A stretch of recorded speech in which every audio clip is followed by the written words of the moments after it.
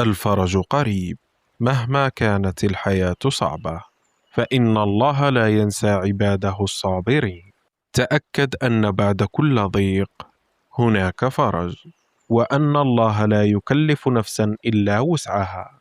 الفرج يأتي عندما تظن أن الأمور مستحيلة، لكن الله يبسط لك الطريق بقدرته ورحمته. اصبر وتوكل على الله، فكل لحظة صبر تقربك من الفرج. عندما يظلم الليل تشرق الشمس، وعندما تشتد الأوجاع يفرج الله الهموم. هذه سنة ثابتة في هذا الكون لا تتخلف أبدا. انظر إلى الأرض اليابسة الجرداء، كيف تنتظر قطرة مطر واحدة لتتحول إلى حديقة خضراء نضرة مليئة بالحياة. وانظر إلى القلب المتعب المثقل بالهموم، كيف ينتظر لحظة واحدة من رحمة الله ليتحول من قلق دائم إلى طمأنينة لا يعرف سرها إلا من ذاقها. الفرج لا يحتاج إلى زمن طويل، يحتاج فقط إلى إذن من الله، وإذن الله يأتي في اللحظة التي يريدها هو سبحانه، لا في اللحظة التي نريدها نحن. ولو علمنا حكمته في التأخير لرضينا بكل ما قدر. كثير منا يمر بأوقات يشعر فيها أن الطريق مسدود من كل جانب، وأن الأبواب أغلقت واحدا تلو الآخر، وأن لا أحد يفهم حجم الألم الذي يحمله في صدره في صمت. لكن أعلم أن هذا الشعور مهما بدا حقيقيا وثقيلا ليس نهاية الطريق، بل هو محطة عابرة في رحلة طويلة لها نهاية سعيدة إن شاء الله. فكم من إنسان وقف في حافة اليأس وظن أن لا مخرج له، ثم فتح الله له بابا لم يخطر على باله. وكم من مريض يئس الأطباء من شفائه فشفاه الله بقدرته.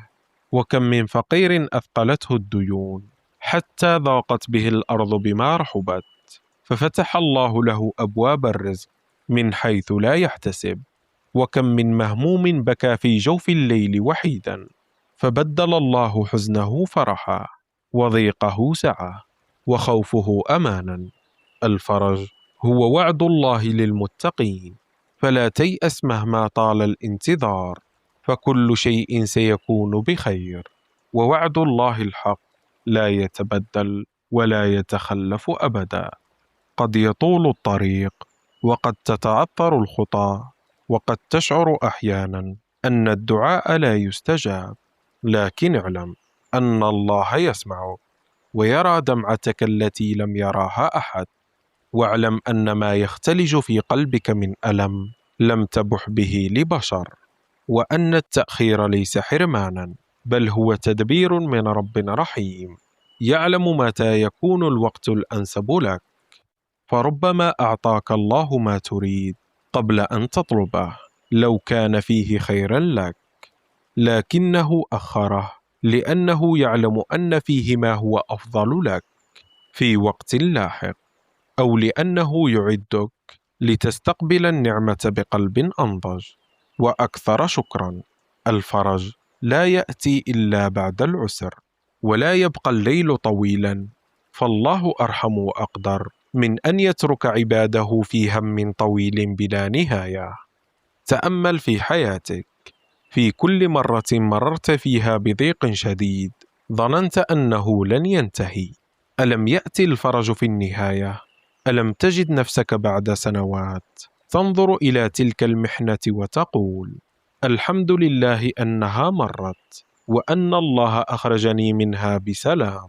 وأنا لا أزال أذكر كيف كنت أظن أنها لن تنتهي. هذا هو سر الابتلاء، أنه مهما اشتد له نهاية محتومة، وهذه النهاية بيد من يملك القلوب والأرزاق والأقدار جميعا. ثق بالله، وتذكر أن الفرج آت لا محالة كلما اشتدت الصعاب، فالله لا يبتلي عبده إلا ليرفع درجته عنده. ولا يطيل عليه الابتلاء إلا ليعلمه الصبر ويقربه منه أكثر، ويجعله يدعو إليه بقلب صادق منكسر بعد أن كان غافلا مشغولا بدنياه. فالابتلاء في حقيقته نعمة مغلفة بالألم، لأنه يذكرك بضعفك أمام قدرة الله، ويدفعك للجوء إلى القوي القادر وحده، ويطهر قلبك من الغفلة والكبر، ويجعلك أقرب إلى الله من أي وقت مضى في حياتك.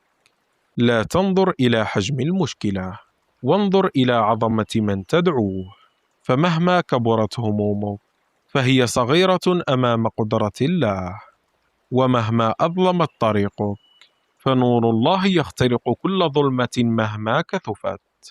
ومهما تعددت أسباب اليأس فباب الرجاء مفتوح ما دام القلب حيا يذكر الله ولو بكلمة واحدة.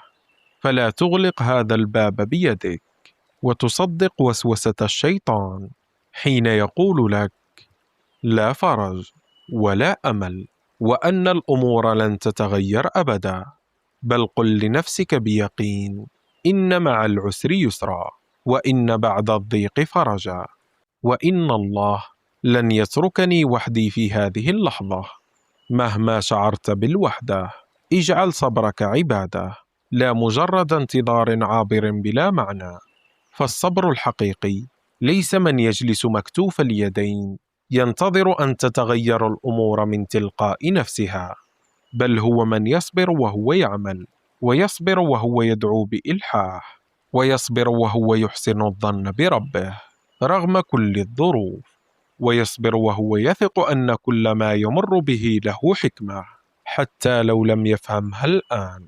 فقد تخفى عليك حكمة اليوم ثم تكتشف لك غدا بوضوح تام، فتحمد الله على كل ما مررت به، وتدرك أن ما كنت تراه شرا محضا كان في حقيقته خيرا خالصا لك.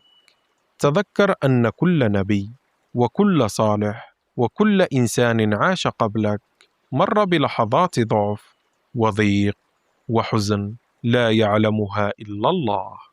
فالابتلاء سنة الحياة، ولا أحد ينجو منه مهما علا شأنه، لكن الفرق بين الناس هو كيف يتعاملون معه في تلك اللحظات الحرجة. فمنهم من ينهار ويستسلم لليأس، ومنهم من يصبر ويتوكل فيخرج من المحنة أقوى مما كان، وأكثر إيمانا، وأصدق يقينا بربه. فمهما طال ليلك اعلم أن الفرج قادم لا محالة، ومهما اشتد ضيقك اعلم أن الفرج قريب منك أكثر مما تتصور. ومهما بكيت في الخفاء اعلم أن الله يمسح دمعتك برحمته ولو لم تشعر بذلك الآن. لا تستعجل، فالله لا يتأخر عن ميعاده أبدا، لكنه يعطي كل شيء في وقته المناسب الذي يعلمه هو وحده. فاصبر وادعو وأحسن الظن بربك، واعمل بما تستطيع من الأسباب، وسلم الباقي لمن بيده مقاليد الأمور كلها في السماوات والأرض. اليوم أينما كنت، وأيا كانت همومك، وأيا كان حجم ألمك الذي تحمله وحدك، اعلم أن هذه اللحظة ستمر كما مرت غيرها، وأن غدا قد يحمل لك ما لم تكن تتوقعه من خير وفرح وراحة بال. فلا تفقد الأمل، ولا تستسلم لليأس مهما اشتد، فالفرج قريب، والله معك في كل خطوة، ولن يتركك وحدك أبدا مهما شعرت بذلك. فاصبر فالفرج قريب، وادعو فالله سميع مجيب، وأحسن الظن بربك فهو عند حسن ظن عبده به. فكل دمعة تحصى عند الله، وكل تعب يكتب لك أجرا، وكل صبر يثاب عليه صاحبه، والفرج آت لا محالة، فقط انتظر بثقة، وثق أن الغد أجمل. واترك في التعليقات كلمة تدعو الله بها.